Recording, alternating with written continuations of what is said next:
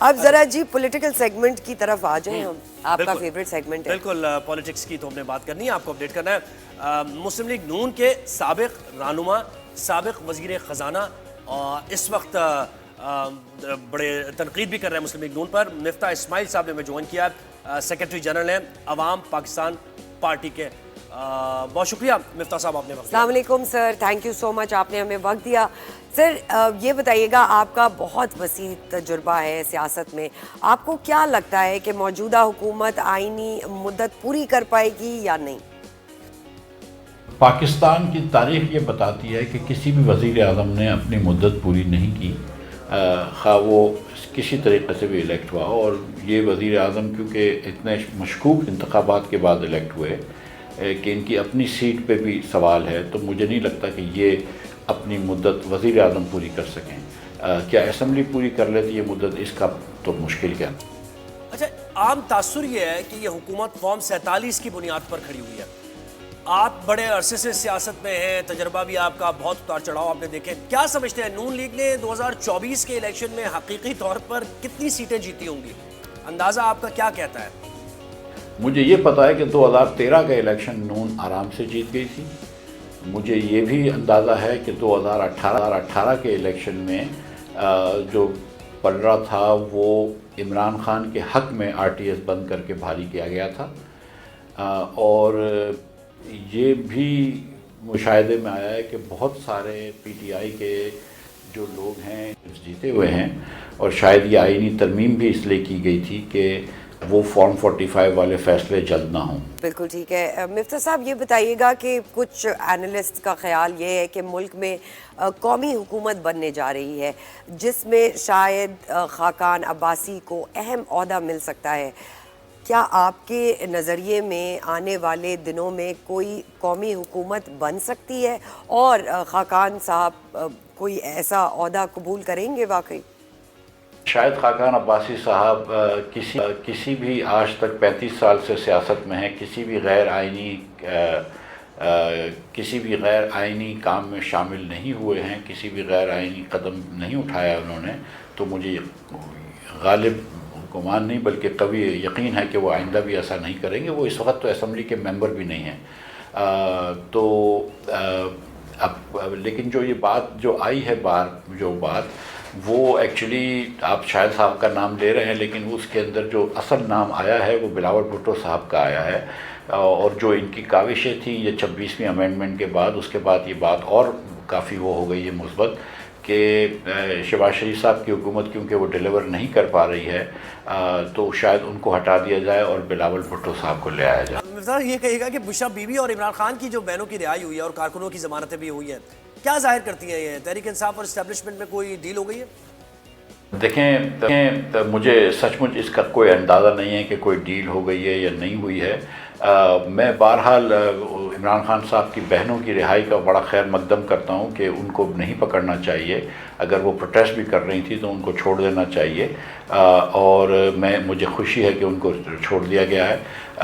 اور بشرا بیوی کے سامنے بھی اگر کوئی کیس نہیں ہے، کسی بھی پاکستانی کے، مرد ہو یا عورت ہو، بڑے لوگ ہوں یا چھوٹے لوگ ہوں، اگر آپ کے اوپر کوئی سزا نہیں ہے، آپ کو کوئی کیس نہیں ہے، تو پھر خواہ کیوں پکڑنا چاہیے؟ اور خاص طور پہ ہمارے معاشرے میں خواتین کا ایک اپنا مقام ہے، اپنی عزت ہے، تو یہ خوش آئند بات ہے کہ یہ چھوٹ جائے۔ اور اگر کوئی ڈیل ہو جاتی ہے، ڈیل سے مراد یہ ہے کہ اگر کوئی بات چیت ہو جاتی ہے خان صاحب کی حکومت کے ساتھ، اور اگر اس کے نتیجے میں کچھ مسئلے کا کوئی حل نکلتا ہے، تو یہ بھی خوش آئند بات ہوگی، اس میں کوئی بری بات نہیں ہوگی اگر عمران خان صاحب کی اس حکومت سے کوئی بات چیت ہو جائے تو۔ ایک نئی پارٹی بنائی ہے اور یقیناً اس کا کوئی مقصد ہوگا۔ پاکستان میں کہا جاتا ہے کہ سیاست اسٹیبلشمنٹ کی مدد کے بغیر ناممکن ہے کرنا، اور ان پارٹیز کو ہم نے اوور دی ایئرز دیکھا، خاص مقاصد کے لیے استعمال بھی کیا جاتا ہے۔ آپ اس کو کیسے یقینی بنائیں گے کہ آپ کی پارٹی دیگر پارٹی سے مختلف ہے اور وہ استعمال نہیں ہوگی کسی بھی موقع پر؟ دیکھیں اب تک تو یہ مختلف ہے نا، ہم الیکشن سے پہلے ہم نے اپنی پارٹی نہیں بنائی، اور الیکشن سے پہلے جو پارٹیاں بنتی ہیں وہ ایک خاص مقصد کے لیے بنتی ہیں، وہ الیکشنز کے لیے ہوتی ہیں۔ وہ ہم نے دیکھ لیا کہ پرویز خٹک صاحب کی جو پارٹی بنی تھی پارلیمنٹیرینز PTI، اور جس طرح وہ علیم خان صاحب کی پارٹی بنی تھی IPP، ان کا کوئی وہ نہیں ہے، پارٹی کا کوئی نام بھی نہیں ہے۔ ہم اپنی پارٹی بنائیں گے الیکشنز کے بعد کہ ہم 2-3 سال محنت کریں گے، اور ہم نے لوگوں سے یہ وعدہ کیا ہے کہ اگر ہم آگے کبھی آئیں گے تو آپ کے ووٹ سے آئیں گے، اور نہیں آئیں گے تو بھی آپ کے ووٹ سے نہیں آئیں گے۔ اگر ہم کو زبردستی کی حکومت چاہیے تھی تو آج بھی ہم مسلم لیگ نون کے ساتھ ہوتے تو شاہد صاحب اور میں دونوں وزیر ہوتے، تو ہم نے تو یہ وزارت چھوڑ کے آئے ہیں کیونکہ ہم کو یہ زبردستی کی حکومت نہیں چاہیے۔ شاید خاقان عباسی صاحب کئی مرتبہ یہ کہتے ہیں کہ جب بھی پاکستانیوں کو موقع ملا ہے کہ 2-4 سال نوکری کر لیں یا عزت بچا لیں، تو انہوں نے نوکری پتہ نہیں کیوں چوز کری ہے، ہم عزت چوز کرتے ہیں۔ مفتاح صاحب یہ بتائیے گا کہ اس وقت ملک میں 3 بڑی سیاسی پارٹیز ہیں، عوام پاکستان پارٹی کے سیاسی حریف کون ہیں؟ یہ بہت بڑی پارٹیاں، عوام پاکستان تو ابھی ایک سب سے نئی پارٹی ہے، ابھی تو ہم بات کر رہے ہیں پاکستان بھر میں، نوجوانوں سے بات کر رہے ہیں، میں یونیورسٹیوں میں اکثر جاتا رہتا ہوں، ہم ٹی وی کے اندر پروگرام کرتے ہیں، شاید خاقان عباسی صاحب اور میں گھروں کے اندر جا کے 50-100 لوگوں سے بات کرتے ہیں۔ اب اور دیگر لوگ ہیں، طارق بنوری صاحب جیسے، ڈاکٹر ظفر مرزا جیسے، ڈاکٹر عائشہ ملک صاحبہ، ڈاکٹر زینب صفواری، پڑھے لکھے لوگ ہم نے جمع کیے ہیں۔ ہمارا مقصد کسی سے لڑائی کرنا نہیں ہے، ہمارا مقصد کسی کو برا کہنا نہیں ہے، کسی کو چور کہنا نہیں ہے، کسی کو ڈاکو کہنا نہیں ہے، اور پھر اس کے بعد وہ اکثر لوگوں کو یہ باتیں اپنی واپس نگلنی پڑتی ہیں۔ ہمارا مقصد یہ ہے کہ ہم یہ سمجھتے ہیں کہ پاکستان کا یہ جو نظام ہے، جس نظام سے ملک چل رہا ہے 75 سال میں، یہ نظام بالکل ناقص ہو گیا، بالکل فیل ہو گیا ہے۔ آج جہاں ہم نے پاکستان کو لے کر آ گئے ہیں، جو پاکستان جنوبی ایشیا میں امیر ترین ملک تھا 90 کی دہائی میں، آج وہ غریب ترین ملک ہے۔ آج ہم نے پاکستانی یوتھ کو، پاکستانی نوجوانوں کو ڈس اپوائنٹ کر دیا ہے، اس کو ہم نے دل برداشتہ کر دیا ہے۔ تو جب تک اس نظام کو، یہ ناقص نظام کو پھینک کے نیا نظام نہیں لے کر آئیں گے، جس میں آپ غریب لوگوں کو تعلیم دیں، جس میں آپ مڈل کلاس لوگوں کو تعلیم دیں، ان کو موقع دیں، جب تک آپ پاکستان کو سب پاکستانیوں کے لیے نہیں کھولیں گے، پاکستان آگے نہیں بڑھے گا۔ اگر پاکستانیوں کو 6-8 خاندانوں نے چلانا ہے اور یہ اشرافیہ کو ایک جکڑ میں رکھ، بالکل۔ پھر یہ بتائیے کہ آئینی ترمیم پر عوام پاکستان پارٹی کا کیا موقف ہے؟ جو چیز رات کے اندھیرے میں اسمبلی پاس کرتی ہے، صبح 5 بجے کرتی ہے، وہ چیز سے تو آپ سمجھ لیجیے کہ قوم کو کوئی فائدہ نہیں ہوگا۔ جس چیز کا مسودہ حکومت چھپا کے رکھتی ہے، اس چیز سے کیوں، عوام سے کیوں ڈر رہی ہے؟ جب عوام کا اور حکومت کے درمیان جو سماجی معاہدہ ہوتا ہے، جس کو آپ بدلنا چاہ رہے ہیں، تو کیا عوام کو یہ بتانا نہیں چاہیے کہ ہم یہ کر رہے ہیں؟ یہ ترمیم جو تھی، یہ کبھی بھی اس لیے نہیں کی گئی تھی کہ یہ عوام کو سستا انصاف ملے یا عوام کو جلد انصاف ملے یا بہتر انصاف ملے۔ یہ ترمیم صرف اسی لیے کی گئی ہے کہ ادیالہ جیل میں گیا تھا، اس لیے بار بار ادیالہ منہ میں آ رہا ہے، کہ عدلیہ جو ہے وہ پارلیمان کے زیر اثر آ جائے۔ آپ نے عدالت کو اپنے زیر اثر رکھنا ہے، جج صاحبان کو اپنے زیر اثر رکھنا ہے، اور اس لیے آپ نے یہ امینڈمنٹ کیا۔ یہ تو حکومت کی نیت میں فطور ہے، یہ تو صاف ظاہر ہے۔ تو ہم ایسے کسی امینڈمنٹ کی تائید نہیں کر سکتے کہ جو امینڈمنٹ عوام کے فائدے کے لیے نہ ہو، حکومت کے وقتی فائدے کے لیے ہو، جس سے آپ نے عدالت کو متنازع بنانا ہو، جس سے آپ کو عدالت کو یک طرفہ بنانا ہو، جس میں آپ کو ایسے ججز لے کر آنا چاہ رہے ہیں کہ جو ججز منصفانہ اور غیر جانبدارانہ فیصلہ۔ جی، آپ نے اڈیالہ کی اصل میں وہی ہم اس پر ہی سوال ہمارا یہ ہے کہ مقبولیت اور قبولیت ہے۔ اگر قبولیت ہے تو حکومت ہے، اور پھر اگر مقبولیت ہے تو پھر اڈیالہ بھی ہو سکتی ہے۔ تو مجھے بتائیں کہ پاکستان میں جو سارا چل رہا ہے، سارا قبولیت اور مقبولیت کا، کیا ووٹ کو عزت دینے کی سیاست جو مسلم لیگ نون کی تھی وہ ختم ہو گئی ہے؟ اور کیا وہ جو ترازو کے دونوں پلڑے برابر کروانے تھے مسلم لیگ نون نے، وہ ہو گئے؟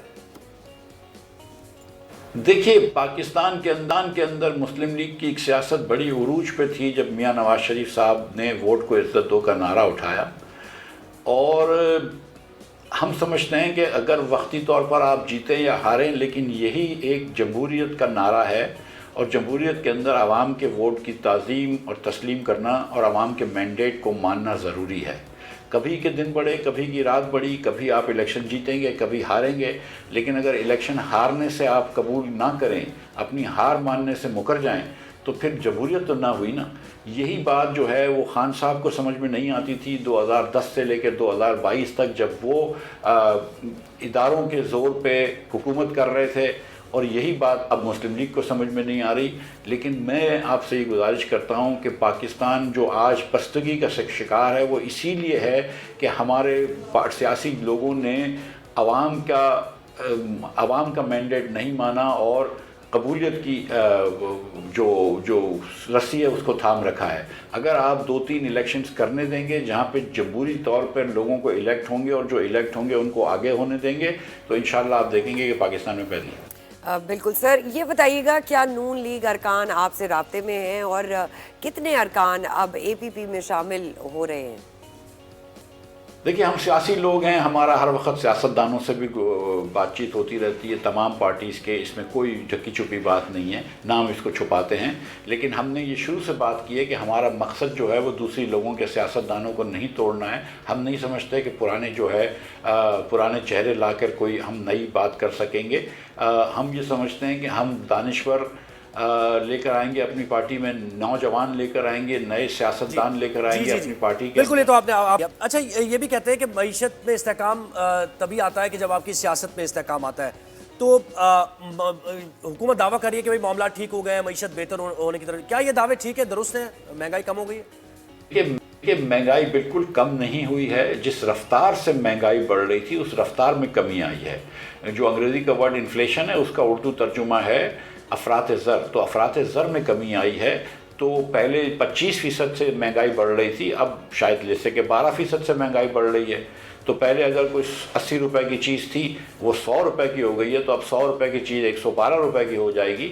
وہ 100 روپے سے کم ہو کے 80 کی طرف نہیں جائے گی بلکہ 12 روپے اور بڑھ جائے گی. اسی طرح جو اسٹاک مارکیٹ بڑھ رہی ہے بڑی خوشائن بات ہے، اور اللہ کرے کہ اسٹاک مارکیٹ بڑھتی رہے، اس سے معیشت بھی بڑھتی رہے. لیکن سچی بات یہ ہے کہ پاکستان کے اندر جو مہنگائی کم ہوئی ہے وہ بین الاقوامی تیل کی قیمتوں میں کمی سے ہوئی ہے، کسی حکومت کی کوشش سے نہیں ہوئی. حکومت نے کوئی خرچے کم نہیں کرے، اپنے خرچے تیزی سے بڑھا رہی ہے. حکومت PSDP کے خرچے بڑھا رہی ہے. MNS کو 600-700 ارب روپے دیے ہیں خرچ کرنے کے، اور اس کے عوض ہمارے اوپر ٹیکس لگایا ہے. 40% نوکری پیشہ لوگوں کے اوپر ٹیکس لگایا ہے. 50%، 49.5% بزنس انڈیویجولز کے اوپر ٹیکس لگایا ہے. ہر چیز کے اوپر جو آپ خریدتے ہیں، ہر خورد نوش کے اوپر، اشیاء خورد نوش کے اوپر انہوں نے 18% سیل ٹیکس لگایا. یہاں تک کہ دودھ کے اوپر اور قلم اور کاغذ کے اوپر بھی ٹیکس لگا دیا ہے. تو یہ حکومت کی کسی قابلیت کی وجہ سے جو ہے وہ مہنگائی کے رفتار میں کمی نہیں آئی ہے. وہ تو دنیا بھر میں تیل سستا ہو گیا، اس لیے مہنگائی کی ہوئی ہے. بالکل جی. مفتاح اسماعیل صاحب آپ کا بہت بہت شکریہ. مہنگائی پر انہوں نے کہا کہ جس رفتار سے مہنگائی بڑھ رہی تھی اس رفتار میں کمی ہوئی ہے. تو یہ بڑا سمجھنے والی بات ہے کہ یہ رفتار کم ہوئی ہے، جو یہ گما کے بات انہوں نے کی ہے، یہ ہمیں سمجھ آ رہی ہے.